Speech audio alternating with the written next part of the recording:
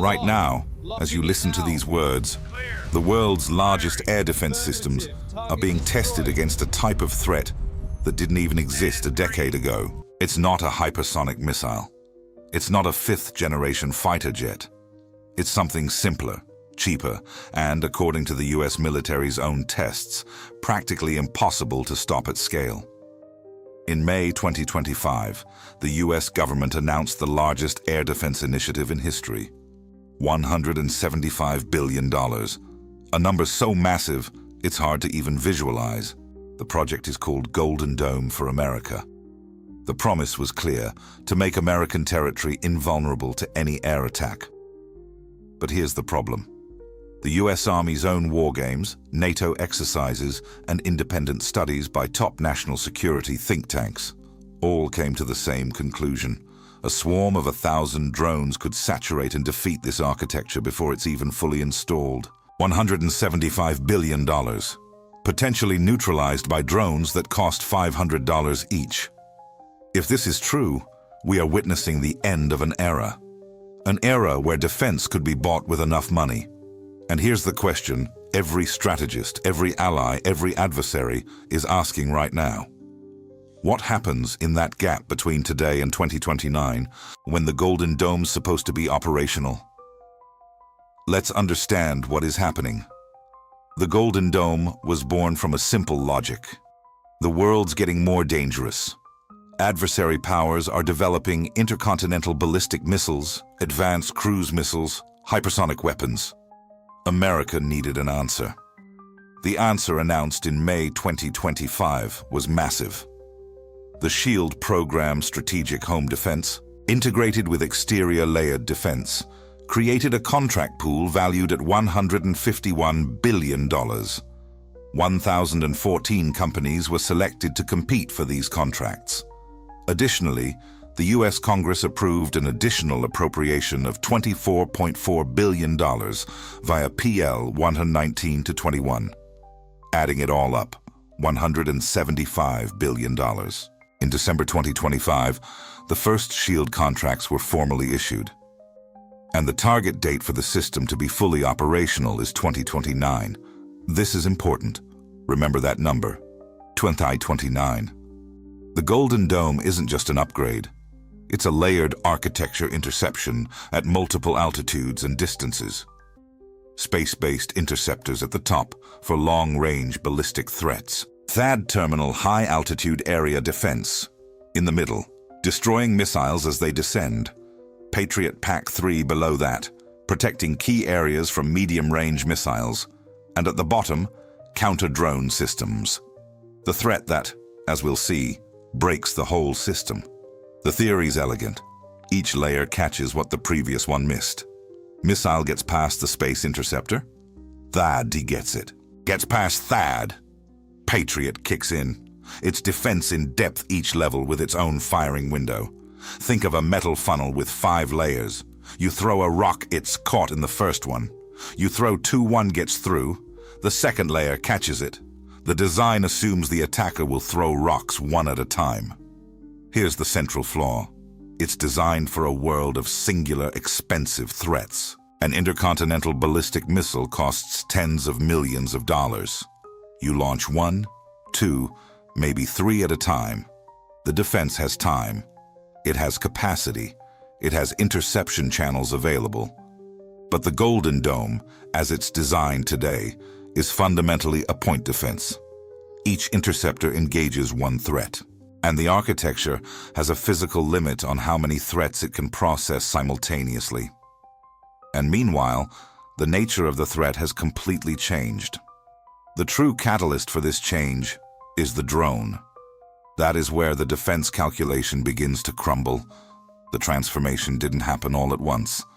It happened in slow motion, in the deserts of Syria, in the fields of Yemen, and then, dramatically and irreversibly, on the battlefields of Ukraine.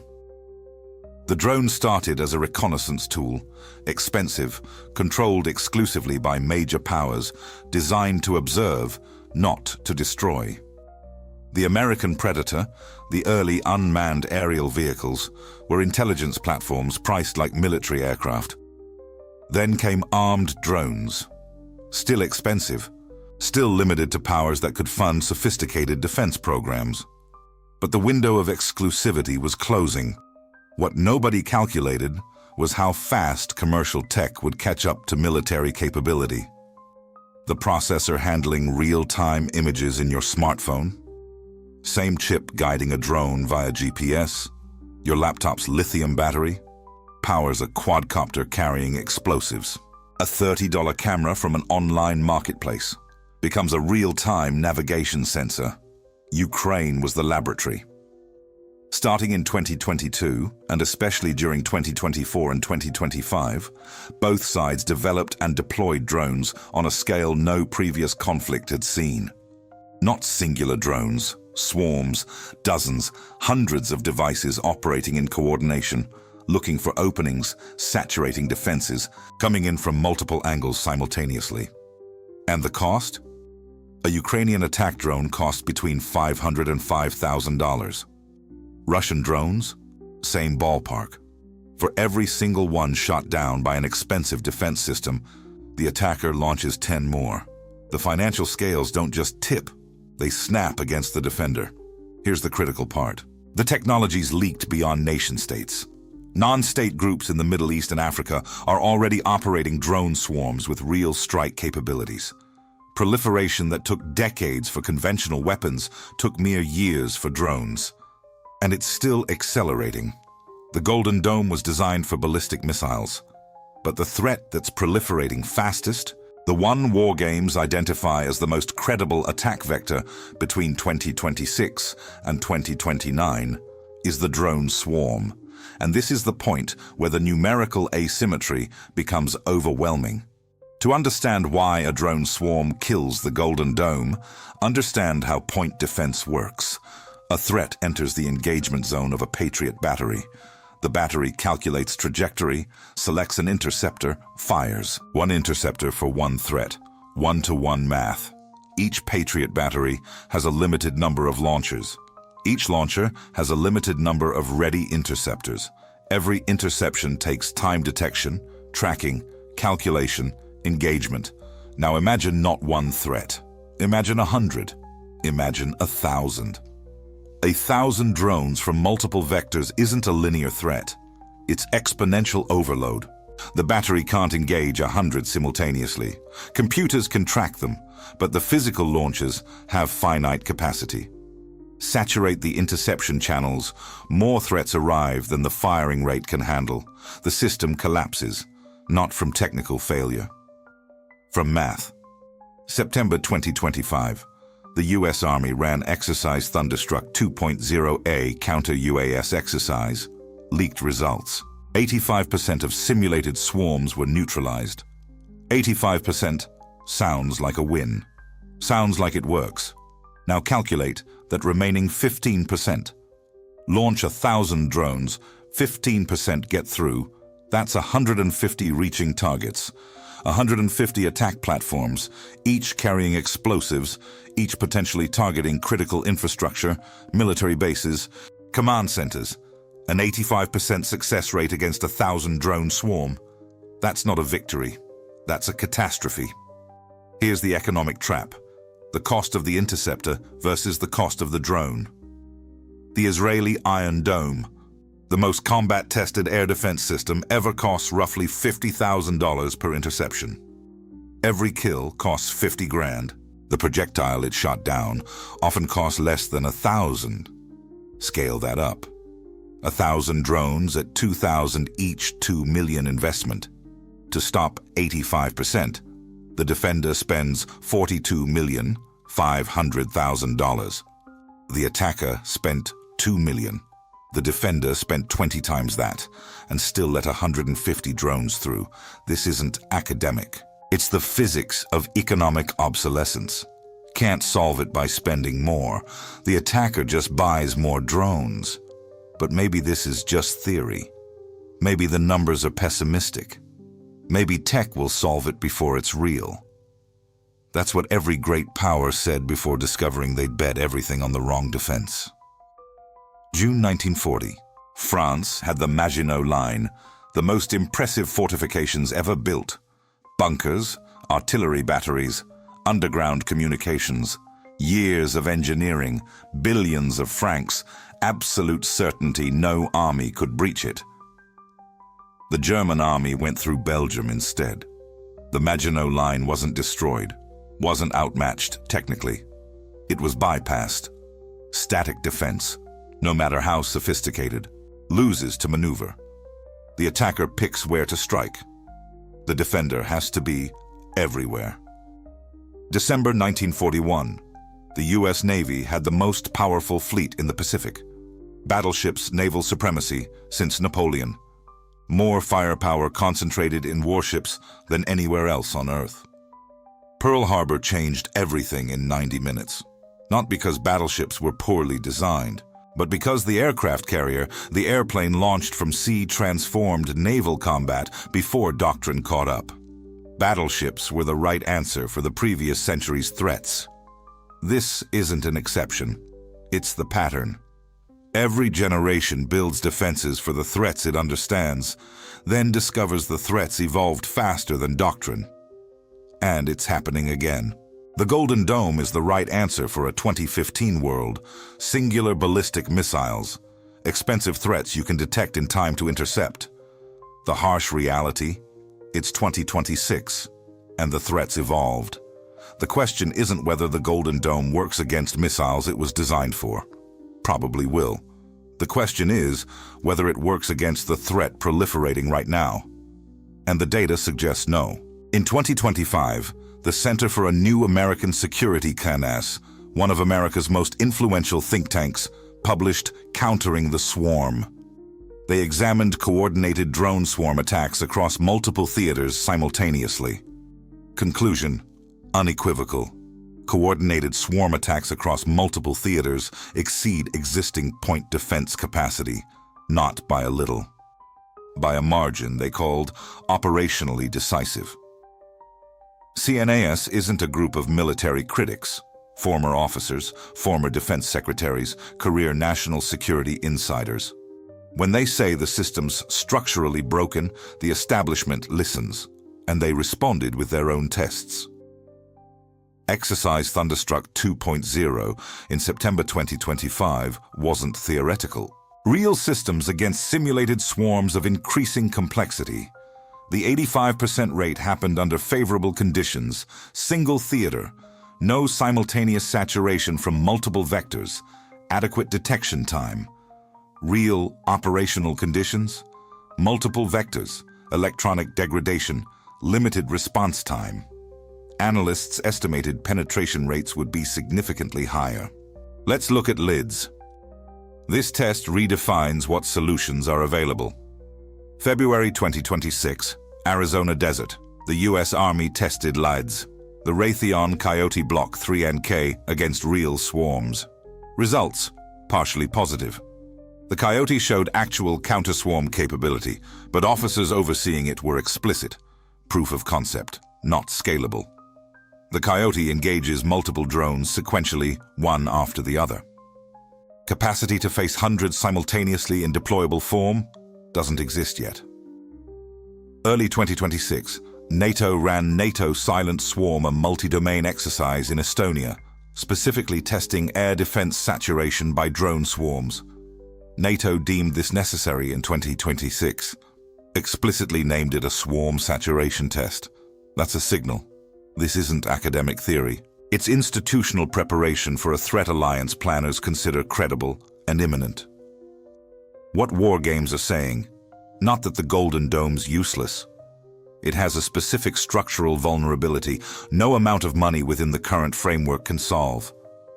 That vulnerability is swarm saturation. The financial dimension, it's not just technology. The Golden Dome's fundamentally economic. And the numbers tell a story no general wants to hear. $175 billion, largest air defense investment ever, more than entire country's GDP.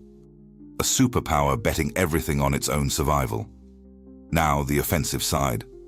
An effective attack, drone explosive payload, autonomous targeting, 2025 technology costs $5,000 or less. Simpler drones, smaller payloads, less range but still saturating defenses, $500. 1,000 drones at $5,000 each, $5 million. Repeat daily for a month, $150 million.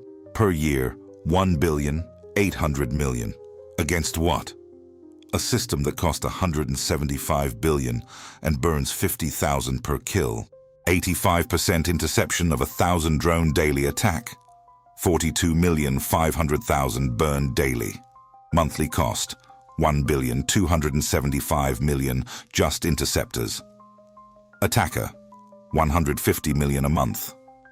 Defender, $1,275 million and still loses 150 drones daily. This asymmetry isn't theoretical. It's the same exhaustion logic the Iron Dome already faced. 2025, Israel's most real-world air defense experience faced swarms of hundreds of simultaneous drones. The Iron Dome, most combat-tested system ever, got overwhelmed. Required an emergency $5.2 billion just to restock interceptors. $5.2 billion to top off one system after intensified attacks. Israel wasn't defeated. But the economics became clear.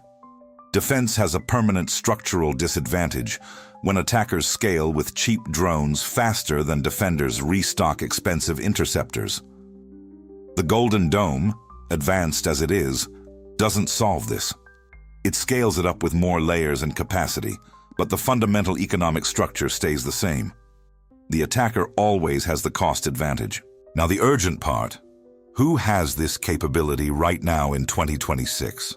And what that means for the vulnerability gap before 2029. The window between now and 2029 isn't a technical detail, it's maximum strategic vulnerability for America. The Golden Dome is still in contracting. Systems aren't fully deployed. Existing layers, THAAD, Patriot, counter-drone systems offer real but fragmented protection, lacking the seamless integration the Golden Dome promises. And it's precisely when drone swarm capabilities are more proliferated and accessible than ever. Advanced state actors already have military drone programs with swarm capability.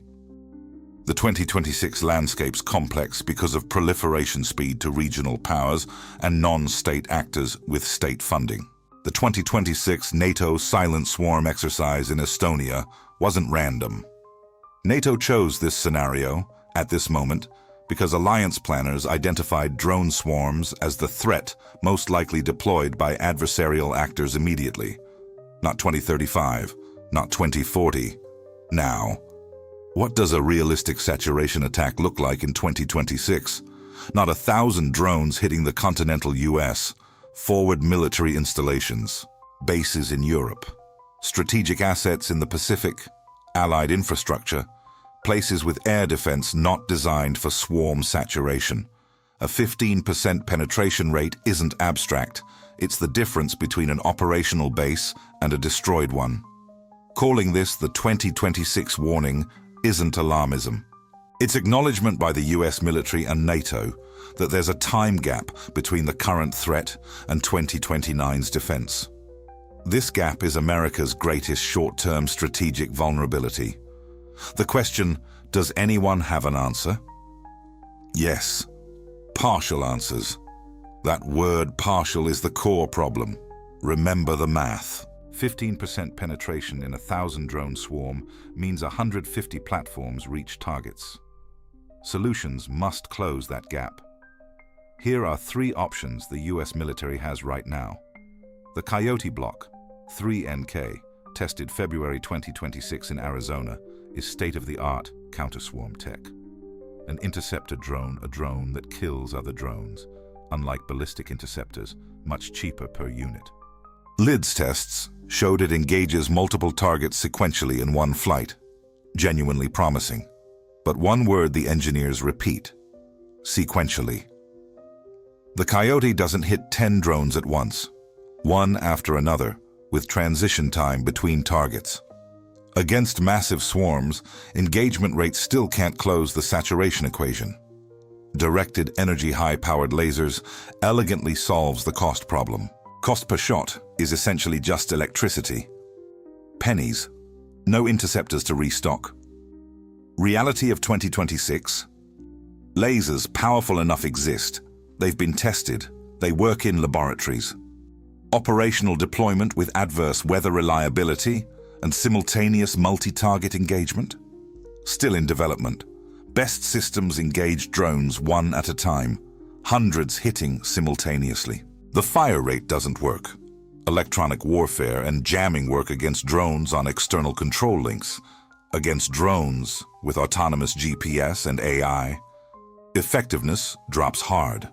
Advanced swarms don't need continuous control links. Once launched, they navigate independently. Real counter-swarm architecture requires electronic warfare, directed energy, coyote-style drones, and multi-sensor detection, all integrated into one unified system. Exists in concept, some components in prototype, full integration at scale with operational reliability in bad conditions. Goal for 2029-2032 at best. Institutional hurdle. The Golden Dome currently focuses on ballistic and hypersonic threats. Redirecting part of that $175 billion to counter-swarms requires contract revisions, doctrine changes, political battles. The American procurement system takes years to resolve. The 2026-2029 gap is real. Solutions exist, but not at scale. And the clock's ticking. We've reached the point that matters. Be precise about what the data says. The Golden Dome isn't a waste. For the threats that motivated it, ballistic missiles from adversaries, advanced cruise missiles, it's necessary and justified. Strategic sense against the arsenal of threats that existed when it was conceived. But vital caveat, the Golden Dome might not be impenetrable. That distinction is the difference between deterrence and vulnerability. Think about battleships after Pearl Harbor. They didn't disappear, stayed in the fleet for years. But their role, the core of naval power, primary deterrent, went permanently to aircraft carriers. Investment wasn't entirely wasted, but doctrine had to change. The pattern repeated. It's repeating right now. $175 billion. Largest air defense initiative ever, possibly saturated by drones costing $500 each. Numbers don't lie. America's own war games confirmed it in 2025 and 2026. The era where air defense could be bought with enough money might have ended. The Golden Dome's the right answer to the wrong threat, and the window until 2029 is where this becomes real. That's the 2026 warning. If this changed how you'll read the next Golden Dome stories, share it. Someone needs to understand what's behind the numbers. Subscribe. When the next test results drop, you'll want to be here.